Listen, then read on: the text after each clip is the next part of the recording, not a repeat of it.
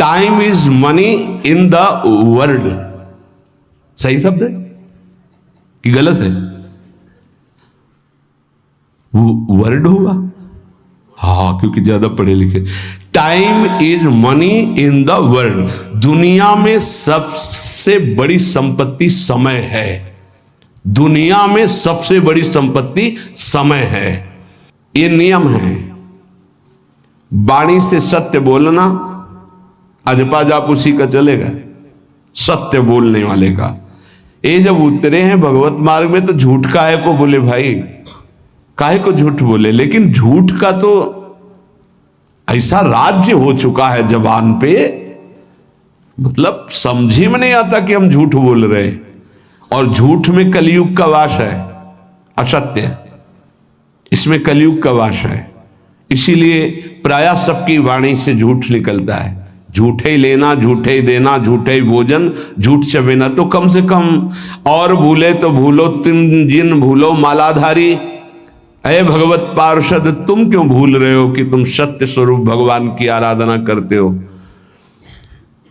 प्रेम पूर्वक जप करना, समदर्शित्व भाव लाना।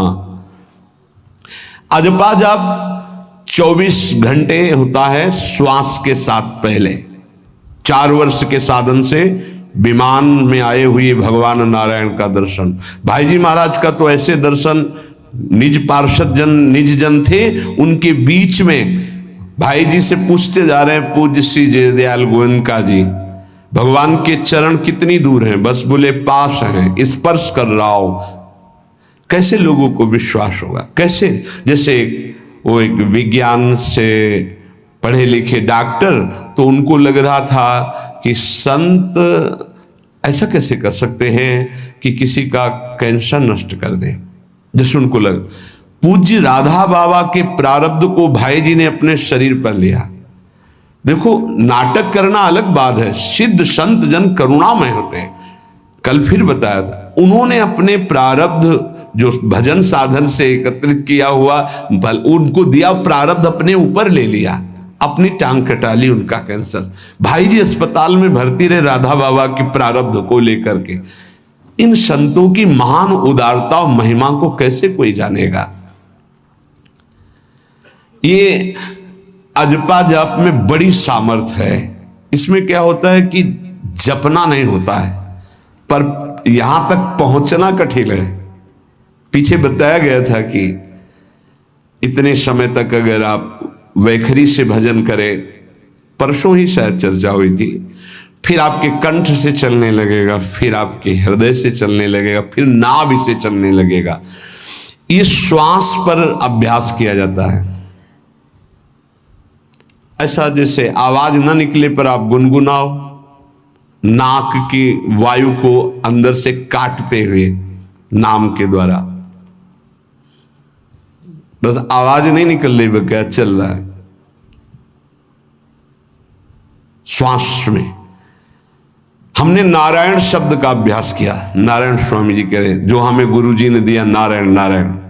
24 घंटे इसका अभ्यास करते करते रोम रोम आनंद से भर गया और नारायण शब्द स्वाभाविक चलने लगा।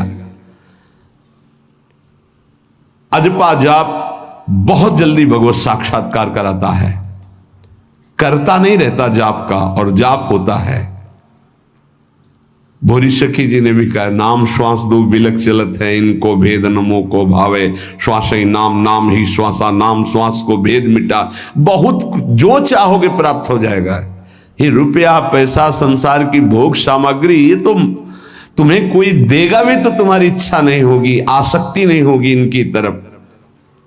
ब्रह्मादि के भोग सब विषम लागत ताई, नारायण ब्रज चंद की लगन लगी है जाई। अजपा जाप को निरंतर चलाने के लिए एकांत में भगवान की कुछ स्तोत्र और प्रार्थना है, उनको गाइए और रोइए, प्रभु से प्रार्थना कीजिए। क्या मुझे अजपा जाप दे दीजिए, निरंतर भजन दे दीजिए, वो दे देंगे। हमने संतों से सुना है कि भगवान भजन मांगने की बात को बड़ी जल्दी पूरी करते हैं, कि मुझे अखंड भजन दे दीजिए, हृदय से जब चाहोगे तब। वो अंतर्यामी है, वो आपके अंदर बैठे देख रहे हैं, भगवान मुझे भजन दे दिए, आपके चल रहा विविध भोगों की, तो पहले उन भोगों को नष्ट करेंगे या पूर्ण कराएंगे, तब आखिरी बातें आएगी। जब विभीषण जी श्री भगवान के सन्मुख गए तो भगवान ने सबसे पहली बात पूर्ण की, जो लंका में चलते समय भाव आया था कि भगवान के चरणों का आश्रय लेकर उनके बाहुबल से इस रावण का विनाश करके जिस सिंहासन पर बैठकर इसने लात मारी, यहीं बैठूंगा आके। पहला काम किया, समुद्र का जल मंगाकर लंकाधिपति पद पर अभिषिक्त कर दिया। और लंकेश कह के उन्होंने कहा कि प्रभु उर्कछु प्रथम वासना रही, प्रभुपद प्रीति सरित सो बही। प्रभु आपके चरणों के दर्शन से कोई कामना नहीं। तो भगवान कहते नहीं, पहले कामना की थी उसकी पूर्ति ले। हम भगवान से भजन मांगेंगे, साथ में नाना प्रकार की वासनाएं हैं, तो इसीलिए जब बहुकाल करी सत्संगा, सत्संग सुनते सुनते ये दिमाग में बैठ जाता है कि भोग वासनाएं कामनाएं ये हमें फंसाने वाली हैं, हमें नहीं चाहिए। जब आपके अंदर से उदासीनता आएगी तब भजन की मांग पूरी हो जाएगी। कभी कभी भगवान का गुणानुवाद करके एकांत में रोया करे साधक। कभी रोना आता है अपने इंद्रिय और मन के विलास की पूर्ति ना होने पर। इतने मोटे मोटे आंसू गिरते, तब लगता है कितने कीमती आंसू कितने घटिया जगह में गिरा रहे हो। अरे इन्हीं से प्रभु को खरीद लेते हैं। अगर उनके लिए रो देते तो इतने करुणामय है वो कि आपको आभास होने लगता। भले हम अंतःकरण उस कोटि की व्याकुलता नहीं कि मेरे प्रभु हम पर कितनी कृपा कर रहे हो, अगर हृदय से उनको पुकारे तो निश्चित वो अनुभव में आ जाते हैं। छोटी छोटी बातों में लोग रो देते हैं, ऐसे रो देते हैं, मोटे मोटे आंसू चल रहे बात में ऐसे, और प्रभु की चर्चा हो जाए घंटों, कोई फर्क नहीं पड़ेगा। ये तो आश्चर्य लगता है। और भक्तों को चाहे जितना भीषण कष्ट हो, कभी आंसू नहीं निकल सकते। जब आंसू निकलेंगे तो भगवत भाव में निकलेंगे। कह रहे नारायण स्वामी कि अजपा जाप के लिए भगवान से प्रार्थना करो। कभी कभी एकांत में उनके स्तोत्र हैं, गुण हैं, उनको गा गा कर रो, उनसे प्रार्थना करो, हे दीन बंधु मुझे अपना अखंड भजन दे दो, जो चाहिए सब प्राप्त हो जाएगा। भजन से क्या नहीं प्राप्त हो सकता। एकांत में बैठकर रोने से, ऐसे प्रतिदिन जब आप नियम बना करके प्रभु से प्रार्थना करेंगे। मीराबाई जी ऐसा ही करती थी, रात्रि में गिरधर से बात करती थी, प्रार्थना करती थी।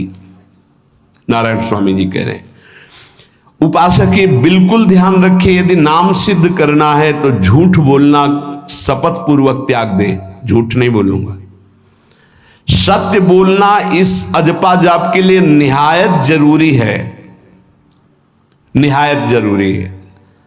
प्रार्थना है, काहे को मलिन करे जिह्वा। जब हम भगवत मार्ग में चल रहे तो ये याद भूल जाती है हमें कि हमें सत्य ही भाषण करना है, असत्य नहीं बोलना।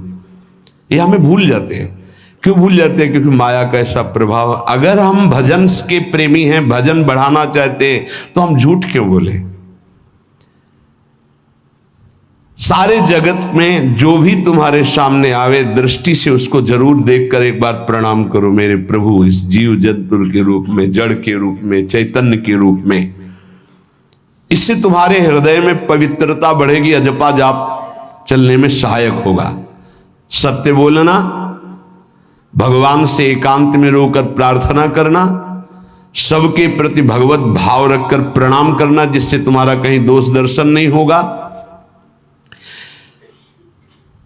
किसी के मन को दुखाने वाली कभी बात न कहे, किसी को दुर्वचन न कहे, किसी का वैर भाव अपने हृदय में स्वीकार न करे। ये साधन मैंने स्वयं किया है नारायण की कृपा से। इस दास को वेदांत का भी पूरा ज्ञान है और भक्ति मार्ग का भी, दोनों का आखिरी भाव समदर्शिता है, चाहे भक्ति से चाहे ज्ञान से। सब में ब्रह्म देखना, सब में वासुदेव देखना, सब में इष्ट देखना। भक्ति विषय में भजन और ज्ञान विषय में नारायण, ये दोनों बात भक्त में होनी चाहिए। भक्ति का प्रथम और अंतिम विश्राम भजन, हर समय भजन चलना, और आंतरिक ज्ञान का विषय सब में हमारे इष्ट देव, ये दो बातें जरूर होनी चाहिए परिपक्व भजनानंदी होने के लिए।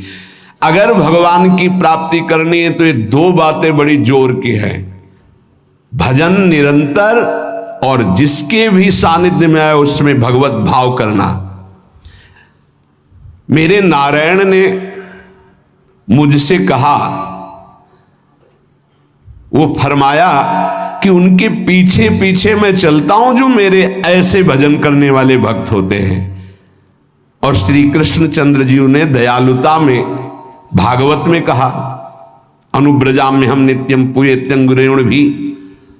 मुझे बहुत रोना आता है बात सुनकर के कि दास की चरण रज के लिए स्वामी पीछे पीछे डोलता है। किस भक्त के पीछे? जो दो बातें यहां कही, जो निरंतर नाम जप करता है और सब में भगवत भाव रखता है। तो भगवान नारायण ने नारायण स्वामी से कहा कि मैं उसके पीछे पीछे डोलता हूं कि उसकी चरण रज मेरे ऊपर पड़ जाए।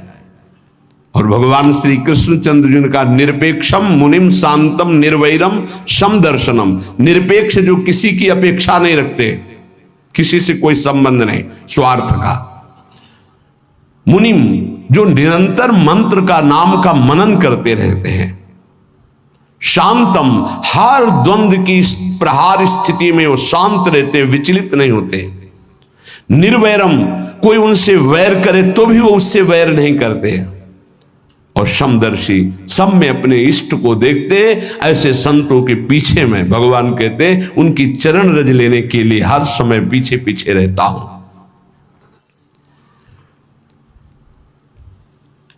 अहिंसा परमो धर्मा शास्त्रों में वर्णन किया गया है। इसलिए किसी भी जीव को कष्ट नहीं पहुंचाना है। गर्दन झुका करके रास्ते में चलना सीखो कि नीचे कोई जीव तो नहीं दब रहा हमारे पैर से। शरीर को सावधानी पूर्वक, किसी को दुख ना पहुंच जाए मेरे शरीर से। वाणी को संभाल कर, किसी के हृदय में बाग बाण ना लग जाए, वाणी का बाण ना लग जाए। बाहर का प्रहार तो सहा जाता है, लेकिन जब हृदय में शब्द चुभता है वचनों का, ये बाण खरकता रहता है। किसी भी जीव को कभी मारना नहीं, वो तुम्हें नुकसान नहीं पहुंचाएगा। गीता वाटिका में सांप निकला, फण वाला कोबरा। राधा बाबा ने कहा, देखो अभी केवल हमने देखा है, अगर और लोग देखेंगे तो आपको पीड़ा पहुंचा सकते हैं। इसलिए एक लकड़ी उठाई और कहा, मैं रास्ता बना रहा हूं, आप इधर से चले जाओ। ऐसे किया, सांप उधर चला। सब में भगवान है। अगर हम भगवत भाव करते हैं तो निश्चित वहां से कोई विरोध नहीं होगा। जब हम भगवत भाव करते तो सर्वात्मा भगवान वहां विराजमान, कैसे आक्रमण करेंगे? जैसे रत्नावती जी के लिए माधव सिंह ने जंगली शेर पिंजड़े में बंधवा कर वहां लाए और ऊपर से बालकनी से पिंजड़े का ऐसे खींच दिया गया। शेर बाहर निकला दहाड़ता हुआ, और वो पूजा में थी ठाकुर जी के। संतशाला में बहुत से संत विराजमान थे। दासी ने कहा, महारानी सावधान, सिंह आरती करने जा रही थी, मुड़ी और कहा, नहीं सिंह नहीं, नृसिंह, हमारे भगवान नृसिंह देव पधारे। और थाल लेकर मुड़ी तो जैसे सीधी गाय ऐसे खड़े हो गए। तिलक लगाया, आरती की, प्रणाम किया। सिंह घूमा और छलांग मारी ऊपर, जो बालकनी में राजा के पार्षद उसको बंदी बना करके लाए, सांप को फाड़ और जंगल में। किसी संत को, रत्नावती जी को या किसी को वहां कोई क्षति नहीं, लेकिन जो उनकी क्षति के लिए लाए थे उनके लिए वो सिंह, इनके लिए वो भगवान नरसिंह।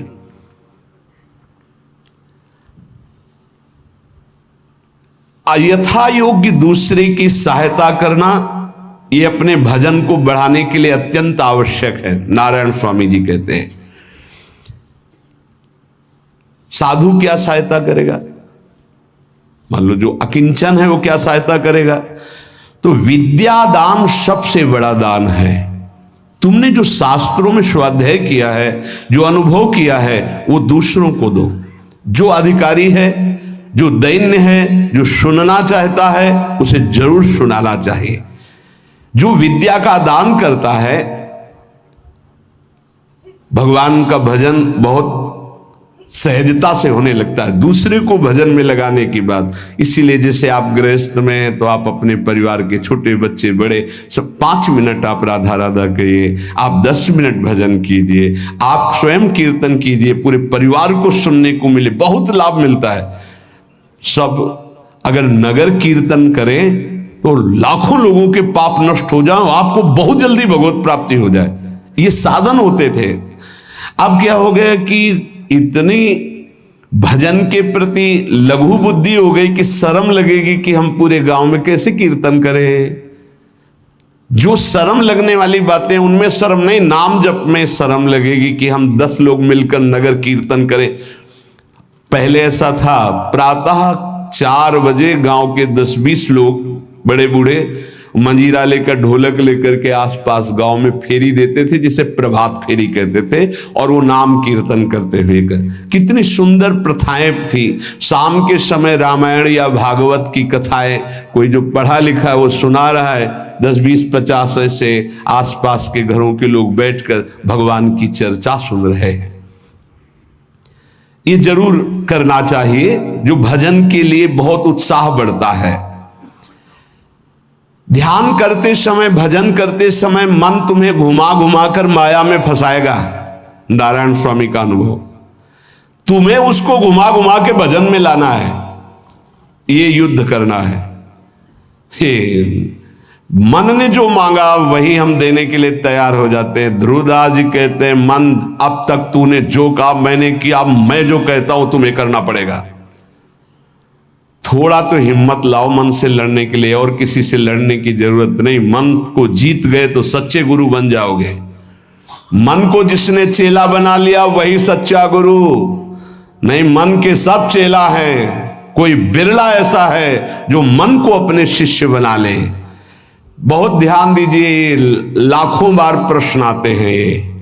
मन जब तुम भजन में बैठोगे तो घुमा घुमा कर माया में मारेगा, आपको वहीं गिराएगा। तुमको ये करना है कि उसे घुमा घुमा कर नाम में लाना है। चल राधा राधा राधा, तेरी एक बात नहीं सुनेंगे।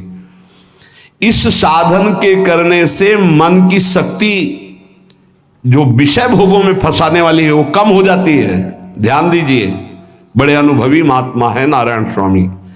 बार बार जब आप अपने मन को संसार की तरफ जाते हुए से घसीट कर नाम में लाएंगे तो कमजोर पड़ जाएगा और वो तुम्हारे अधीन होने लगेगा। मन जिसने अधीन कर लिया वो साक्षात भगवत स्वरूप हो जाता है। मन मारिया तन बस में की ना, हुआ भरम सब दूर, बाहर से कछ देखत नाही, अंदर चमके नूर। आपो त्याग जगत में बैठे नहीं किसी से काम, उनमें तो कछु अंतर नाही, संत कहो चाहे राम। वो भगवान का स्वरूप हो जाते हैं। मन की प्रत्येक स्फुरणा पर ध्यान रहे, वो तुम्हें संसार की तरफ घुमा घुमा कर मारेगा, तुम्हें घुमा के नाम में लाना है। ये साधन तुम्हें अजपा जाप में स्थित करेगा। मन रूपी दर्पण को साफ करना है। जो जो वासना आवे उस वासना को नहीं भोगना है, इससे मन रूपी दर्पण साफ हो जाएगा। जैसे जैसे तुम वासनाओं को भोगते हो वैसे वैसे मन के ऊपर परत चढ़ती चली जाती है मल की, और जैसे जैसे तुम वासनाओं को नहीं भोगते हो तो मन निर्वासनिक होता जाता है। भोगने से सुख नहीं मिलेगा, ना भोगने से सुख मिलेगा। भोगने से शांति नहीं मिलेगी, ना भोगने से शांति मिलेगी। त्यागात् शांतिरंतरम। अब बहुत बुरा बैठ गया है हमारे हृदय में कि हमारे मन में जो आए वो भोग मिल जाए, हम सुखी। बड़ी कृपा। बोले जब से भजन शुरू किया बड़ा चमत्कार, जो चाहते हो जाता है। दुर्भाग्य, ये कोई सौभाग्य है? जो मन चाहे वो पूर्ण हो जाए, सौभाग्य नहीं है। फिर वो तुमको अधीन करके जो तुम नहीं चाहोगे वो भी करवा लेगा। सौभाग्य है कि मन जो चाहता है वो हम नहीं करते। जो शास्त्र में लिखा है, गुरु आज्ञा, वही मन की बात मानते हैं। अभ्यास करते करते वासनाएं कम होने लगती, फिर वासनाएं नष्ट हो जाती, फिर स्फुरणा ही नहीं होती, अजपा प्रारंभ हो जाता है। विक्षेप यही वासनाएं पहुंचा रही भजन में। भजन से जो महासुख मिलता है तुम्हें कैसे बताऊं, नारायण स्वामी कह रहे हैं। मन को वश में करने पर जो सुख मिलता है वो ब्रह्मा को भी सुख नहीं है। अब आप सोच लीजिए, मन के अधीन होने पर दुर्गति तो सब देख रहे हैं, लेकिन मन को वश में करने पर जो सुख है वो परमेष्ठी पद ब्रह्मा में भी नहीं है। इसीलिए भक्त कहता है, न पारमेष्ठ्यम न महेंद्र धिष्णम, नहीं चाहिए देवराज इंद्र का पद या ब्रह्मा का पद। ऐसा सुख स्वयं मिल गया क्योंकि मन अधीन हो गया। इसलिए इस दास ने स्वामी नारायण की कृपा से इस मन को अधीन किया। नेत्रों से जलधारा बहने लगी और हर समय नारायण की छवि नेत्रों में बस गई और जिह्वा ने प्रबल रूप धारण कर लिया, नारायण नारायण नारायण नारायण। अभी जिह्वा प्रबल रूप, समोसा चटनी ये वो कैसे नाम मीठा लगे। राधा नाम सुधा रसम, पानी आया मुंह में? नहीं। राधा नाम सुधा रसम, पानी आया मुंह में? नहीं आया। वह भी गरम गरम समोसा चटनी ये या अमुक चीज या अमुक, मुंह में पानी आ जाएगा क्योंकि हमारी जिह्वा का स्वाद बिगड़ गया। बोले हमारी जिह्वा प्रबल हो गई, किस बात में? रुकी नहीं रही, राधा राधा राधा राधा, जैसे राधा बाबा की। नारायण स्वामी जी कह रहे नारायण नारायण नारायण। हमने इसको कैसे वश में किया? बाजार में जाता, मिठाई की दुकान के सामने खड़े होता और जो सब चीज दिखाता और फिर कहता नारायण नारायण नारायण, कुछ नहीं मिलेगा। चलो फल की दुकान में जाता, जगह जगह इसको हर चीज दिखाया, कुछ नहीं दिया, ये हमको जलाया, वो हम नारायण नारायण के द्वारा इसको शांत किया। माया ने हर चीज मंगवाकर हमारे सामने रखी पर नहीं खाया। ध्यान दीजिए, महापुरुष अपने इसको लिखने के पहले उन्होंने लिखा है कि मैं कोई लेखक नहीं हूं, मैं उन साधकों के लिए जो भगवत साक्षात्कार करना चाहते हैं उनके लिए रात्रि में अपने प्रिय नारायण का भजन रोक करके कुछ बातें लिख रहा हूं। अगर इनको स्वीकार करोगे तो आपका भी अजपा जाप चलने लगेगा, आप भी भगवत साक्षात्कार कर लेंगे। जब हमने देखा कि बहुत सुंदर सुंदर भोजन बन करके हमारे सामने माया भेजने लगी, नारायण भेजने लगे, ऐसा नहीं कह रहे, देख लो साधक की चतुरता देखो। माया हमारे सामने अच्छा अच्छा भोजन पकवान, पर मैं कभी उन अच्छे भोजन को नहीं पाता, मामूली साधारण उससे निकाल करके भोजन पाता। जितने सिद्ध हुए हैं उनकी रहनी है ये है। मिठाई चरफरा स्वादिष्ट जवान पर ना रखने का नियम ले लिया, ये बड़ी बात है। अभी कुछ समय पहले एक महापुरुष पधारे, उन्होंने पहले आजीवन मिठाई छोड़ दी, कोई मीठा, फिर नमक छोड़ दिया, फिर भगवदाकार वृत्ति में शरीर भी छोड़ दिया। क्या महापुरुषों ने पाया है कि हम प्राण और शरीरों को इस सब कुछ समझते। पहले ही बता दिया था 3 दिन पहले कि अमुक समय में शरीर छूटेगा, और हंसते खेलते सबके सामने शरीर समाधिस्थ होकर छोड़ दिया। मिठाई स्वादिष्ट चरफरा चाहते हैं अजपा जाप, लेकिन गुलाब जामुन पा करके, बढ़िया बढ़िया पदार्थ पा करके, भाई इनका प्रभाव है, ये भजन में नहीं लगने देंगे, देख लेना, भजन में नहीं लगने देंगे। और अभी 10 दिन केवल हमें समय दो आप, फिर हम आपको देखेंगे कि आप कितना भरपेट भोजन पाते हैं। किसी भी मिठाई में चीनी नहीं पड़ेगी और किसी भी दाल या कढ़ी में नमक नहीं पड़ेगा, मिलेगा सब कुछ। खीर भी मिलेगी, गुलाब जामुन भी मिलेगा पर चीनी नहीं होगी, दाल भी होगी, सब्जी होगी, कढ़ी होगी, पर नमक नहीं होगा, चलेगा? 10 दिन बाद आप देखो अगर पेट न पचकने लगे तो स्वाद ही नहीं मिलेगा। ये क्या हो रहा है? ये जवान को संभालना है अजपा जाप के लिए। वो गोस्वामी तुलसीदास जी ने भी कहा है, अगर लोन बिना सब्जी और ऐसे सीठा भोजन तो बहुत जल्दी नाम सिद्ध हो जाए। तो हम कह रहे चलो ऐसा नहीं सही तो पर सात्विक और थोड़ा पाना सीखो।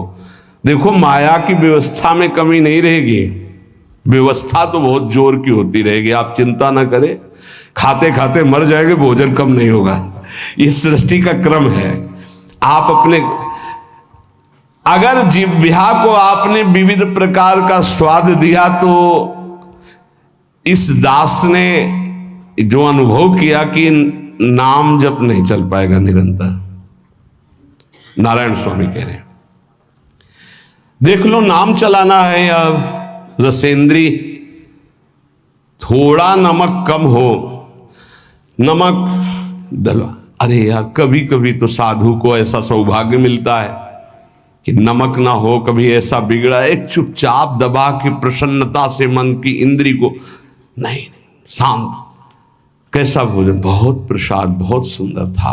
कभी ऐसा नहीं, कभी नमक ना हो, कभी कम नहीं मांगना चाहिए, कम से कम थोड़ा तो कभी कभी अवसर मिले ऐसा। कभी खीर बनाओ चीनी ना डालो, देखो ना बिल कभी ऐसा। फिर देखो खीर कौन मांगता है, एक दोना के बाद मान लो उपदेश हो गया कि तो एक दोना के बाद खीर नहीं, वो अजपा जाप के लिए खीर मना है अजपा जाप के लिए। ये रसेंद्री का विलास बहुत विचित्र, बहुत विचित्र है। खाते खाते मीठा शुगर हो गया, खाते खाते परेशान, लेकिन फिर भी रसेंद्री नहीं मानती। जो निरंतर भजन करना चाहता है उसे 24 घंटे गुरुजनों के द्वारा बनाई हुई दिनचर्या में ही रहना चाहिए। एक दिनचर्या कोई पकड़ लीजिए, एक आज्ञा पालन कीजिए। अगर 100 आज्ञा ना पालन करने की सामर्थ्य आ जाए तो बताना, एक कोई आज्ञा पालन कर लीजिए, वो 100 आज्ञा पालन, और एक आज्ञा उल्लंघन कर दीजिए, 100 आज्ञाओं से आपको नीचे गिरा देंगे। एक दिनचर्या पालन कर लीजिए, आप अपने मन को आज्ञा पर लगा दीजिए, एक दिनचर्या पालन कर लीजिए। कौन सी दिनचर्या ऐसी कठिन है जो आप पालन नहीं कर सकते? मैंने एक यूरोप का आदमी था, वो बहुत अमीर था। वो मरते समय घर वालों को कहा कि मैं एक वसीयत लिखा है, वो मुझे पढ़ने को मिली उस दिन। पूज्य नारायण स्वामी जी कह रहे हैं उसमें कोई रुपया पैसा की वसीयत नहीं थी। उसने एक बहुत मोटे अक्षरों में शब्द पूरा खाली, पूरी डायरी खाली, केवल एक शब्द, और कहा मैं ये वसीयत आप लोगों को लिखकर, time is money in the world. सही शब्द है कि गलत है? वर्ड होगा, हाँ, क्योंकि ज्यादा पढ़े लिखे। Time is money in the world, दुनिया में सबसे बड़ी संपत्ति समय है। दुनिया में सबसे बड़ी संपत्ति समय है। जब से मैंने ये पढ़ा तो इस दास ने समय की सदैव कद्र की है, हर समय को सार्थक किया है। या निरर्थक करने में समय की सार्थकता समझ रहे हैं। निरर्थक सोना, निरर्थक बातें करना, बिना भजन के जो सेकंड गया व्यर्थ गया। बहुत सुंदर बात है, जिसने समय की कीमत पहचान ली वो सबसे बड़ा संपत्तिवान। Time is money in the world, संसार में समय ही सबसे बड़ी संपत्ति है। समय की सदुपयोग वृत्ति, राधा राधा राधा राधा, इसको पाबंदी में बांधिए, तुम्हारा लोक परलोक दोनों सुधर जाएगा। समय को एक, इस समय ये, इस समय ये, इस समय ये, इस समय। परसों जब इसी का सत्संग हुआ था तो ये हुआ था कि यदि आपने किसी को 5 बजे का समय दिया तो 5 मिनट पहले पहुंच जाइए। ये साधक का लक्षण होता है। अगर 3:30 बजे से वाणी पाठ होता है तो आपको यहां 3 सवा 3 बजे ही उपस्थित हो जाना चाहिए। आप सर्वांतर्यामी भगवान के द्वारा दिया हुआ दिव्य मानव देह और दिव्य सत्संग और इसको दिव्य बनाने का अवसर खो मत। नहीं, ये सोने के लिए नहीं, ये व्यर्थ के लिए नहीं, ये मुंह दिखी करने के लिए नहीं है, ये अंतः से पालन करने के लिए है। जब से मैंने ये शब्द पढ़ा था time is money in the world, तो अपने जीवन में कभी 1 मिनट भी व्यर्थ नहीं खोने दिया, 1 मिनट भी। देखो, यही लगन नींद पर विजय प्राप्त करवाती है। यही लगन कि मुझे समय बर्बाद नहीं करना, जितना अधिक से अधिक भजन। पता नहीं आज शाम हो कि ना हो, हम क्यों अपने इस दिव्य समय को नष्ट करें। पर लोग समय कटता नहीं है, इसलिए टेलीविजन और कई कई प्रकार की बहिर्मुख वृत्तियों को स्वीकार करते हैं कि समय काटना है। बोले समय नहीं कटता। और सही पूछो तो भगवान से मनाया जाता है कि नींद ना आवे, कभी रात्रि ना हो, इसके लिए कि मैं रात्रि हो गई तो 10 घंटे 8 घंटे सो रहा हूं। नहीं, रात दिन भजन, जाना है यहां से। पता नहीं आप लोगों के दिमाग में है कि नहीं है, हर समय बात है कि जाना है।